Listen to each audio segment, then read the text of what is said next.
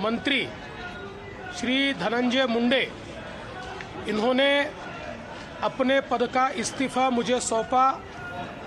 मैंने ये इस्तीफ़ा स्वीकृत किया है और अगली कार्रवाई के लिए मैंने ये इस्तीफ़ा राज्यपाल जी के पास भेज दिया है। आपको बता दें, दरअसल महाराष्ट्र की महायुति सरकार में मंत्री रहे धनंजय मुंडे विवादों में घिर गए थे।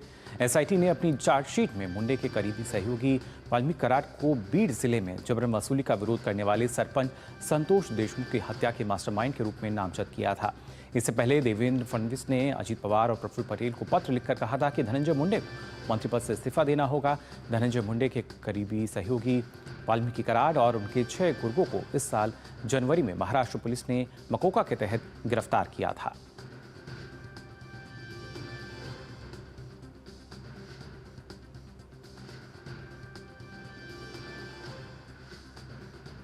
तो फिलहाल धनंजय मुंडे इन्होंने अपना इस्तीफा दे दिया है और जैसा मुख्यमंत्री ने कहा कि जो इस्तीफा है उसको उन्होंने स्वीकार किया है और आगे की कार्रवाई के लिए राज्यपाल के पास भेज दिया है। ये पूरा मामला बीड में जहां एक हत्या होती है सरपंच की और उसके बाद जब चार्जशीट दायर होती है तो जो धनंजय मुंडे हैं इनके करीबी वाल्मीकि कराड उसका नाम आता है और साथ ही साथ आपको बता दें जनवरी महीने में उनके 6 गुर्गों को और उन पर मकोका लगा गिरफ्तार किया गया था। लेकिन अगर देखा जाए कहीं ना कहीं एक दबाव की स्थिति थी और उसी वजह से अगर माना जा रहा है कि धनंजय मुंडे ने जो इस्तीफा है ये सौंपा। शिशिर लगातार हमारे साथ बने हुए हैं। शिशिर, किस तरीके से राजनीतिक हलचल जो है वो नजर आ रही है इस पूरे मामले में? अगर मैं चाहूँगा और शुरुआत से आप हमें बताएं कि कब क्या क्या हुआ था इस मामले को लेकर। बिल्कुल, देखिए, हालांकि ये पूरी घटना जो है ये दिसंबर महीने की घटना है। महाराष्ट्र के बीड जिले के मस्ता जो गांव के सरपंच है उनकी हत्या हुई। हालांकि जिस प्रकार से हत्या हुई काफ़ी निर्मम तरीके से हत्या हुई। उसके बाद जो यहाँ के जो स्थानीय विधायक है उन्होंने भी इस बारे में जो है आवाज़ उठाया। भाजपा के जो विधायक है सुरेश धस, हालांकि उन्होंने सबसे पहले ये बात जो है सदन में रखी क्योंकि उस वक्त जो है शीतकालीन सत्र महाराष्ट्र का नागपुर में चल रहा था और तब ये बात सामने आई। उसके बाद जो है राज्य सरकार सक्रिय हुई। राज्य सरकार ने इस बारे में एक एसआईटी भी गठित किया कि किस प्रकार से हत्या हुई है। लेकिन जब ये हत्या हुई तो जो हत्यारे थे, जो आरोपी थे, उन्होंने इस बारे में एक वीडियो बनाया था, कुछ फोटो खींचे थे। हालांकि उन सभी की जानकारी पुलिस को प्राप्त हुई। पुलिस ने उस आधार पर जो है एफआईआर भी दर्ज कराई है। एसआईटी द्वारा भी जो है एफआईआर दर्ज कराई है और ये स्कोप भी रखा है कि अगर इस एफआईआर में कुछ और लोग भी शामिल हो सकते हैं तो उनका भी इसमें नाम जो है सप्लीमेंट्री चार्जशीट के द्वारा दायर किया जा सकता है। ये स्कोप भी इस पर रखा गया है। तो जैसे ही इस बारे में जानकारी सरकार को मिली थी उस बार में तो सरकार ने इस पर जो है काम करना शुरू कर दिया था। लेकिन आरोप इसमें इस प्रकार से अब ये हो रहे हैं कि जो व्यक्ति इस पूरे हत्याकांड के पीछे था, सूत्रधार था, वो वाल्मीकि कराड था। इस प्रकार से आरोप जो है लगाए जा रहे हैं। और वाल्मीकि कराड की अगर बात करें तो वाल्मीकि कराड जो है महाराष्ट्र के मंत्री धनंजय मुंडे के काफी करीबी माने जाते हैं। कई सारे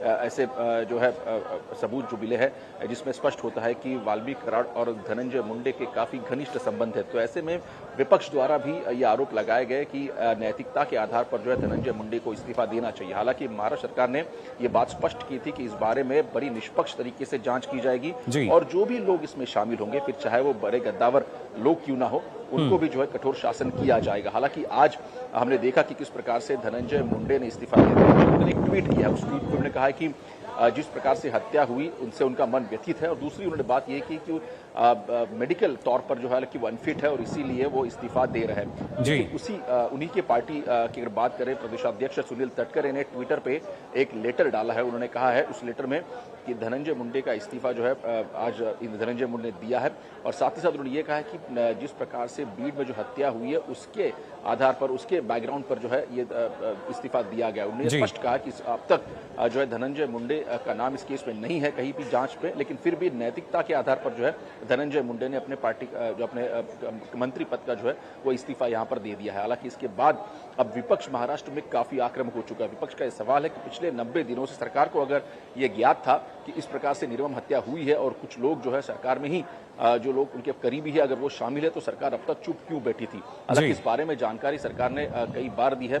फिर चाहे मुख्यमंत्री की बात करें, मुख्यमंत्री ने स्पष्ट कहा कि जिस प्रकार से एसआईटी एक निष्पक्ष तरीके से जांच कर रही है। जो भी उसका रिजल्ट सामने आएगा उस पर सरकार कार्रवाई जरूर करेगी। और इस बारे में इस हत्याकांड की जो आरोपी है उन आरोपी को पकड़ा गया। हालांकि कुछ आरोपी अभी भी जो है फरार है, जिसकी जांच इस वक्त पुलिस भी कर रही है और साथ ही साथ एसआईटी भी कर रही है। लेकिन इसके बावजूद हमने देखा कि कई सारे लोग जो इससे जुड़े थे, खासतौर पर वाल्मीकि कराड़ का जो नाम सामने आया उस पर भी जो है राज्य सरकार ने मकोका जो है कानून के अंतर्गत उनके ऊपर कार्रवाई की है और इस बारे में जानकारी और इस बारे में और भी तफ्तीश जारी है।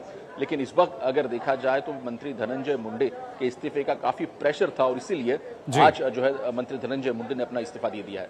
जी बिल्कुल, एक दबाव की स्थिति, और जैसा मुख्यमंत्री ने कहा कि स्वीकार कर लिया है इस्तीफा और आगे की कार्रवाई के लिए राज्यपाल को भेज दिया है।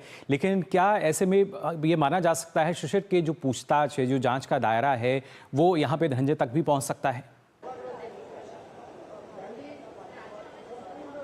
देखिए, इस वक्त जो जानकारी प्राप्त है और इस वक्त जो इन्वेस्टिगेशन चल रहा है उसमें कहीं भी मंत्री धनंजय मुंडे का नाम अब तक सामने नहीं आया।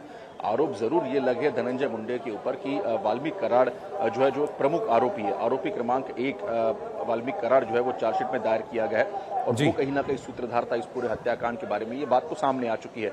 लेकिन विपक्ष ये कह रहा है कि किस प्रकार से आखिर धनंजय मुंडे और वाल्मीकि कराड़ को अलग किया जा सकता है, क्योंकि दोनों भी काफी घनिष्ठ संबंधित है, उनके दोनों भी बीड जिले से आते हैं। तो ऐसे में विपक्ष का ये कहना है कि कहीं ना कहीं इसके पीछे कोई और मास्टरमाइंड भी हो सकता है और इसीलिए अगर देखा जाए तो शक की सुई धनंजय मुंडे पर भी आकर रुकती है, क्योंकि एक बड़ा नाम जो है जिले से धनंजय मुंडे उभर कर सामने आते हैं और साथ ही साथ जिस प्रकार से उनके संबंध वाल्मीकि कराड़ के साथ रहे हैं, तो इसलिए ये सभी चीजें जो है उनको ध्यान में रखते हुए विपक्ष का ये कहना था कि मंत्री धनंजय मुंडे ने भी इस बारे में जो है इस्तीफा देना चाहिए। तकरीबन पिछले जी बिल्कुल, वो जांच में जो पारदर्शिता है वो बनी रहे या फिर नैतिकता के आधार पर हम मान सकते हैं, जैसा आपने कहा कि उन्होंने कहा है नैतिकता के आधार पर इस्तीफा सौंप दिया गया है। अब देखना होगा जांच किस तरफ से आगे बढ़ती है, किस तरह की जो कार्रवाई इस पूरे मामले में की जाती है। फिलहाल बहुत बहुत शुक्रिया शिशिर आपका हमारे साथ जुड़ने के लिए।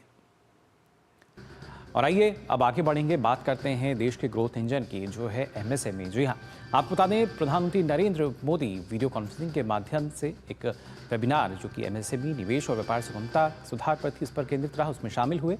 इस दौरान नीति कार्यान्वयन, निवेश सुविधा, प्रौद्योगिकी अपनाने पर प्रधानमंत्री ने जोर दिया। प्रधानमंत्री ने कहा कि बीते 10 साल में निरंतरता के साथ किए गए सुधारों का असर देश के मैन्युफैक्चरिंग क्षेत्र और निर्यात पर स्पष्ट रूप से दिखाई देता है।